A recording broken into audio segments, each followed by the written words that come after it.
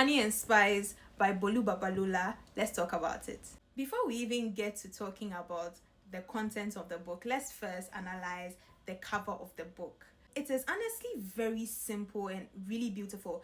And this is coming from a person who is not a fan of animated characters on the book or cartoon characters, but I think this does really well, because the reason I had a problem with the animated characters or even characters on the cover of the book is I didn't want you to give me something to visualize. I wanted to be the one to picture the character for myself, and putting an image of the characters on a page takes away from that, and it's something I don't really like. But with this, the characters look good. They look really good. I don't mind visualizing them as I read, and it is nice. It is very simple. Not too much is going on. I like the text. I like the color. I just like the design. It's just really good and it works. So for this review, I came prepared. I have my format and my notes. Let's talk about the author. So Bolu Babalola is a British Nigerian author, screenwriter, and journalist. I'll get into why that is relevant. Her debut anthology, Love in Color, was published in 2022, and she became a Sunday Times bestseller. She appeared on the 2021 Forbes 30 Under 30 list for media and marketing in Europe. So she is British Nigerian, and she has a lot of African themes, especially considering I'm a Ghanaian. She talks a lot about, some of her characters are even Ghanaian. Some of the themes she explores are very African, and it is one of the first African romance. It is the first African romance I have read, and I really enjoyed it. I think Bolu Babalola is a really good writer. I was able to see a lot of herself through the book. I felt like I knew this author because of her book, because my creative writing lecturer will tell you that everything you write is an autobiography, and I think Bolu Babalola really embodied this. I am able to learn a lot about her as a person based on what she read. I can tell she's learned. I can tell she's well informed. I can tell that she has this level of maturity in the way she explores themes, and that is really, really good. The book itself is set in London. I'm assuming that's where she stayed for most of her life, because that is what resonates best with her, and it works perfectly. The setting doesn't take away from the way it is African, and I really like it. But I don't want to digress. So why did I pick up this book in the first place? Honestly, didn't. It was recommended to me by Inquiring Bookstore, which is a bookstore that I'm beginning to work with. And they gave me 2 of her books, actually. I'm ready to read a second one. So I was like, okay, I bought the book and then I tried it. I was initially reading A Little Life, and then paused on it to read this, and I have no regrets. So it was recommended to me by the Inquiring Minds Bookstore. It is at Night Market. They have a branch at Adenta. I will link their number below so that you can check them out. They have a lot of other books, especially African literature like this. So if you want to grab a copy, you can go there. But that is why I took that book. Let's head right into the book review itself. So what is the book about? It is a fiction novel set in a UK university, and it follows our main character, Kikiola, who is a radio host of a show called Brown Sugar, where she gives advice to young ladies in the university about how to navigate relationships, heartbreak, self-worth, and she has built a community that transcends social lines, and something she's very proud of. And in one of her episodes, she talks about the new heartthrob Malachi, which she describes as a waste man, considering she says she's an expert in forgive my French, fact biology, where she analyzes how men think and how women can better protect themselves from players and men who are just going to take advantage of them. So she talks about Malachi and describes him as a waste man, which he doesn't take lightly. But things unfold, and we realize that in order for her to really get a much cherished New York internship, she has to fake a relationship with him, and to also benefit his project, he also has to fake a relationship with her. So there's a mutual understanding. So the story borders around this fake relationship. It is more like an enemies to lovers kind of vibe, but that is pretty much the story. She discusses a lot of themes that transcend so many lines, and that is what I really liked about the book. When I first heard this premise, I was like, okay, this is going to be one of the many romance novels out there. And mind you, I am not the biggest romance fan, because I think it is very repetitive and doesn't really stimulate me. I don't really get much from it, but Brown Sugar changed my mind. Let's get into why this is a very good book. So let's go into the characters themselves. We have, like I said, the main character, who is Kikiola. Everybody calls her Kiki. We have Malachi, who is the heartthrob. He transferred to their university just recently. We have her best friend and producer of Brown Sugar, Amina. It's a Ghanaian name. And then Amina's complicated relationship, boyfriend, friend thingy, Kofi, who is also a childhood friend of Malachi. So those are the 4 people. We will have the main antagonist, who is, what's that dumbass's name?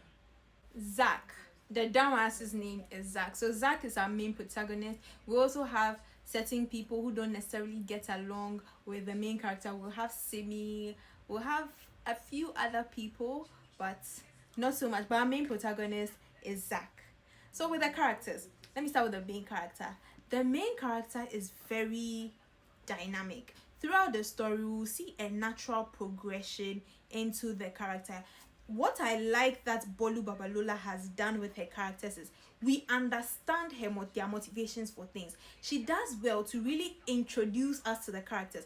That's the main problem I had with a lot of romance books. They give us this dainty girl that the main character is so obsessed over, but they never really show us why. We just know that they are lovable, but they never show us why they are and what kind of behaviors they exhibit that are lovable. But Kikiola is lovable. You can tell that this is somebody who is smart, this is somebody who is caring. Bolu Babalola also doesn't portray as a very perfect character, because throughout the story you will see that many other girls criticize her for behaviors which are legitimate. They will tell her that she seems uptight sometimes, and she acknowledges that, and to some extent Bolu Babalola shows us that this is true. So she's a character that changes, she's dynamic, she is real. You can see her in real life, you can see yourself in her, and that is really good. And that is important because the romance genre worldwide is heavily Western centered, and not just Western, it is heavily white. And so you'll notice that the main character of a lot of these romance, these elaborate romantic things that we own and are to, are usually white characters. So bringing black characters that other black girls can visualize and see being loved in this way is really truly beautiful, especially because she's African. It is no longer Hazel or Amber who is being loved by Damien. It is Kiki being loved by Malachi. Like, you can see it in real life happening within the African society, and that is very beautiful because perception changes a lot. I think that having representation, especially in romance, is so important. It teaches us that we can also yearn for romance. It's not always struggle love, and that is very important. So she does that with the character. We can visualize ourselves. Kikiola is us. We are her. So I felt close to the character because I know why the character behaves this. I know her past. I have an idea of her future. I have an idea of her motivations. I know why she would like somebody like this, and I know why she didn't like him in the first place, and that is very good. Now Malachi himself is also very similar in that regard. She does a lot with teaching us his motivations. We learn a lot about this character. We also see his imperfections. We see how he is flawed. We see why he does certain things, and it makes the whole thing all the sweeter, all the nicer, all the cuter, because we are seeing two imperfectly perfect people coming together with their flaws, where they find common ground on certain things, they disagree on certain things, and it's honestly beautiful. So I like that they are round characters, they are dynamic, they are us, they are relatable, they have likes, they have dislikes, they have hobbies, they have passions that they're actually working up, and it makes the romance really good because they are both helping each other grow, and it's truly beautiful. We also have her best friend, who isn't just the side character that is just there. We see this somebody who is intelligent. It's shown that she's a marketing, psychology loving girl, and she actually uses her skills to forward the story. She helps our main characters tremendously. She's also very imperfect, but she's also wise. She is smart. She's not just the handbag. She also has her romance, and it is through her that we even find one of our themes about the complicated nature of situationships, how she's afraid of love, and so many other things. So I think these characters are good. Our antagonist is also just a flat character that is bad for being bad. We see him as human and real. We see him as some of the bad people we see in real life, and that's really works. Simi too is also a dynamic character. She's the queen bee of the university. She also rivals the main character in the show she has, and she acts as a foil. So there's a lot that happens, but as I explore the things, we'll get to know more of these characters. But the character development in the book Bolu Babalola, you have done very amazing, and this is very good. I think that we can take from her when we are doing character development. She's done very well. Now for the themes themselves, I'm going to touch on my favorite first. I like the way she portrays womanhood and female solidarity. For most romance books I've read, I was even reading A Million Kisses in a Lifetime, hated it because of how they portrayed female relationships. It was horrible. Now in Brown Sugar, she portrays female relationships as something that is healthy, something that is to be yearned for. She moves away from the usual I'm not like other girls, where we demonize femininity, where the main character is the bad boy who treats every other girl like crap, but our main character, who is pure and dainty and beautiful and nerdy, will never go through something like that, because it brings this idea that it's the bad girls that get treated a certain way, and it's the good girls who are feisty yet intelligent that don't. I hate that trope, and she moved far away from it. That the synopsis of it is that he's like the new heartthrob and he's a heartbreaker, but it's far from the truth. Is that a spoiler? Scratch that. She portrays female relationships as something healthy. Why am I saying this? In the university, they have stratifications, not class, but people we have the Bible people, we have the people that are into social media. She says the vegans, we have different groups, but they all come together in Brown Sugar to really talk and have mutual understanding about a shared experiences. That is usually how men treat them in the university. Even as we progress, we see that some of the girls that didn't like each other come to like each other. She acknowledges that girls are different, but at the end of the day, they have shared experiences that are beautiful. I can't stand when books portray romances and pit themselves against each other. One of the reasons she didn't like Malachi or most of the guys within the university is that she had assumed that they were taking advantage of girls, and that's something she can't stand. It's one of her principles, and it's also something I cannot stand. There is no way you are going to treat other girls horribly and then come and say, you're the one I want. What? I am exactly like other girls. I am an embodiment of all the girls around me, even the ones I don't like.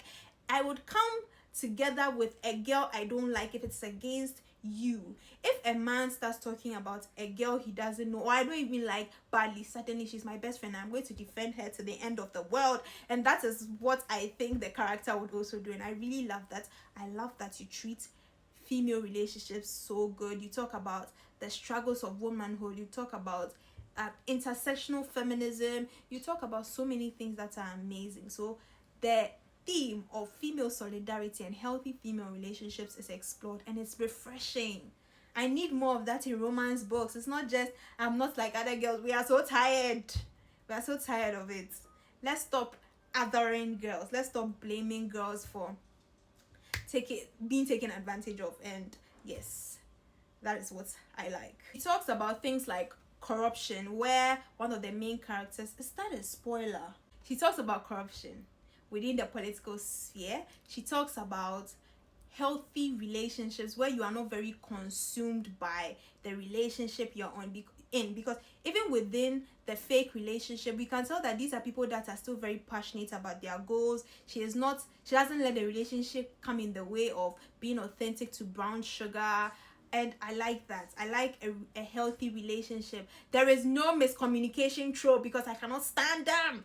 And I'm glad we don't have that. They are communicators. They talk. They understand each other. It is not, wait, I can explain, and you never explain. They actually talk things out, and I like that. He is a very healthy man. I don't see toxic masculinity where it's touch hell you die. No, we don't have that. We have somebody that respects boundaries, somebody that respects woman, and someone that respects her. She has felt respected. He understands boundaries, and it's just really realistically healthy. We need more romance books like that, and she does well. I like the healthy relationship between Malachi and Kiki. We need more in romance books, especially within the African romance, because I'm tired of somebody being bent at the stake for being barren. I'm really tired. So it's nice to see a black girl like me being loved in a book Brown Sugar does that. So what did I like about the book overall? I liked that it was very fast paced.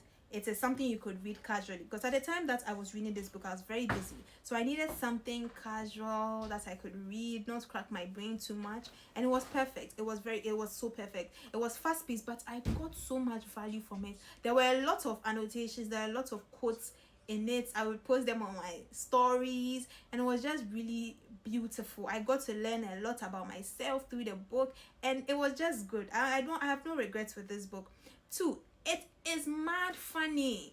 The humor is so good. I found myself laughing at random times throughout the day, and I'm like, what? This is such a funny book. Her humor is witty, it's smart, and it is not at the detriment of anybody. Like, it is so smart, and it's not just sarcasm, it is actual funny stuff. Like, that's what I mean by this is an autobiography. You can tell that this is a funny, very funny author. Also, like I said, I like the character development. I like how it moves away from the romance tropes that I find very unhealthy. And I think she has convinced me to read romance again, but a certain type of romance. I don't have time for toxicity and miscommunication tropes and all that back and forth. No, it's too much mental stress for me, and I don't need that in my books. And she doesn't have that, and I think that is amazing. I'm really excited to read her next book. And what did I dislike about it? Nothing. I didn't dislike a single thing about the book. When I was thinking of doing a book review for this, I'm like, I need to find a flaw, and I didn't find one. I didn't find a single flaw, and that is telling of the author. She is so good. Usually I have a lot of dislikes, or at least some criticism, but I didn't find a single one. Maybe I would listen to other people and might agree with some of the things, but I don't see any problem with the book, and that is saying a lot, because I've been reading for a long time. So I would recommend this book to practically everybody. I forgot to mention, there is little spice. There is very little spice, so it is good for those who are trying to move away from smart, because I really don't like smart because it takes away from the plot, but this doesn't. There isn't much spice in it, and even with the spice, she uses it to teach something about sexual boundaries. And oh my god, that was such a good book. Thinking about it, it was the best. It was really the best, and I would recommend it to everybody, young adults, teenagers, people really getting to know themselves. It's great. It is really great. Before I end this video, I'm going to rate this book a 10 out of 10. I was going to give you some of my favorite quotes in the book, but I think they would give spoilers, and I think I have been narrowing or bordering close to giving spoilers in this review, and I'm not going to do that. But I will give this book a 10 out of 10. Honey and Spice by Bolu Babalola, and I'm sorry if I have butchered her name throughout this video, but this is a very good book. This is a very, very good book, and I am amazed. I can't wait to read her next book and give another review on her book. Thank you guys for watching my video. I hope I've convinced you to read this book. I will do more analysis. Please leave a comment, like, and subscribe to my channel, and keep reading. All the best. Have a nice week.